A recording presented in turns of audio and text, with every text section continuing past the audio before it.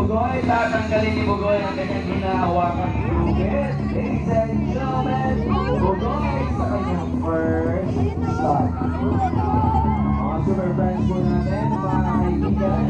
Ayan po ang ating side yung stunt artist na si Bugoy. Ayan mga super friends, 80 crocodiles na sa ilalim niya. Okay, kaya naman Bugoy, wala kang gagawin kundi magdasal ka na lang.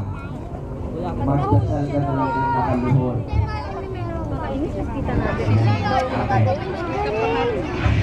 Ayan mga super friends po natin. Eto pa, relax ang Bugoy. Ayan mga super friends. Paano ka ba mag-relax? Ayan, umupo at mag-D4. Ayan, mga kaibigan, palakpakan naman natin si Bugoy. Ay! Ayan mga super friends namin, mga bagets, bata, huwag gagayahin ang aming title stunt artist para lang sa professional ito.